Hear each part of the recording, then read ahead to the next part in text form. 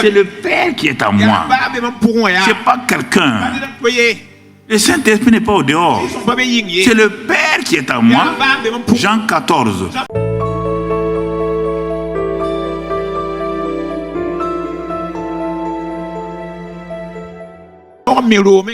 Jusqu'à présent, les villageois viennent faire. La première fois que j'ai vu une église dans un marché, j'ai failli pleurer. Je partais sur Bobo. Quand je travaillais, et on m'a arrêté dans une des villes sur la route là. On dit, bon, pasteur, on va te monter l'église. On m'a amené. L'église était en plein marché. Et le pasteur m'a dit de venir prêcher. Il dit, hein? L'église en plein marché.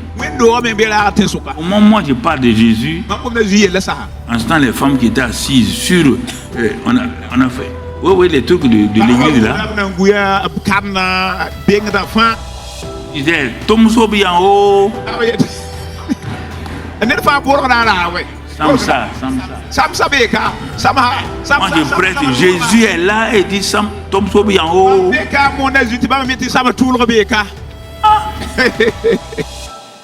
L'autre jour j'ai demandé, on dit que l'église est toujours dans le même endroit. Ça ne peut pas progresser.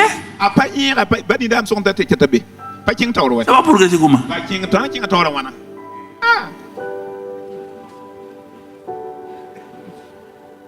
Ça va progresser comment? Qu'est-ce qui a cerné ton église quand tu es parti mettre le bâtiment d'église là-bas là? Toi, tu n'as pas les yeux ouverts. C'est de ça que je vais te parler ce soir. Je te prépare. Toi, tu n'as pas le discernement. Là où tu es parti mettre l'église là, tu sais ce qu'on faisait là-bas avant? Non. Les anciens n'ont pas de vision. Les diacres n'ont pas de vision, le pasteur n'a pas de vision, la femme du pasteur n'a pas de vision. On va aller mettre l'église là. Comment vous allez progresser? Comment vous allez aller de l'avant? Toute la question est là.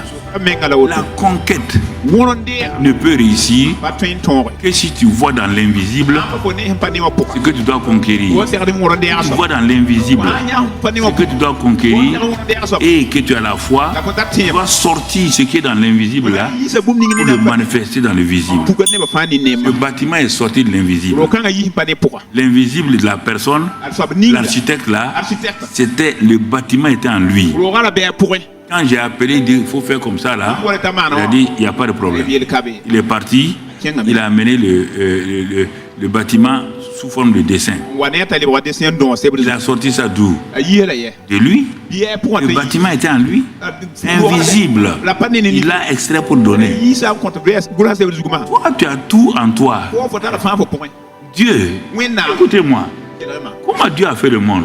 Il t'a acheté des briques. Il est venu chez toi, tu es fleuriste, tu lui as vendu des fleurs. Est-ce que tu avais des océans? Est-ce que tu étais vendeur de soleil? Est-ce que tu étais un vendeur d'étoiles et de lune? Est-ce que Dieu est venu? Il a envoyé Gabriel et Michel. Allez-y chez telle personne là, achetez-moi des briques pour amener. Non, tout est sorti de lui. Quand il dit soleil, c'est sorti de lui. Quand il a dit lune, c'est sorti de lui. Quand il a dit mer, c'est sorti de lui. Et Dieu te dit qu'en tant que son fils, il t'a tout donné. Et toi, tu vas aller prendre des choses de l'extérieur. Non, tout est en toi. Tout. Quel est ce christianisme là? Il n'y a rien au dehors. On te dit celui qui est au dehors là, il n'est rien. C'est celui qui est à l'intérieur qui est plus grand, qui est plus fort. Il dit l'onction qui est en toi. C'est ça qui t'enseigne à vaincre. Tu appelles quelqu'un de... Il va venir d'où? Je te pose la question. Il va venir d'où? Il va venir d'où? Pour faire quoi? Tout est en toi. On dit qu'en Christ, Colossiens 2:9, corporellement, toute la plénitude de la divinité est en lui. Quand il était dans son corps, toute la plénitude. Il dit, c'est le Père qui est en moi. C'est pas quelqu'un. Le Saint-Esprit n'est pas au dehors. C'est le Père qui est en moi. Jean 14. Prends à partir du verset 6. Tu vas trouver tout ça jusqu'au verset 12. C'est le Père qui est en moi. Il fait les œuvres. Mais Philippe, tu ne sais pas que le Père est en moi, je suis en lui. Tu ne sais pas ça? Donc tu n'as pas eu de la révélation. Ils ont dit, montre-nous le Père. Le Père doit être caché quelque part. Montre-nous le Père. Il dit, ah bon? Jusqu'à présent, tu m'as vu. Tu ne m'as pas reconnu. Un christianisme extérieur. Tout le temps, Dieu n'a qu'à venir. Il n'a qu'à venir d'où? Il est en toi. Quel est ce christianisme-là? Et quand il a dit, Colossiens 2:9, Colossiens 2:10, on le répond, vous avez tout pleinement en Christ. Christ en vous, l'espérance de la gloire. Christ en vous, l'espérance de la gloire.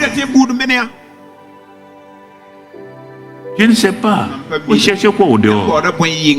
Votre vie chrétienne est une vie du dehors. C'est de l'intérieur que la vie chrétienne est vécue.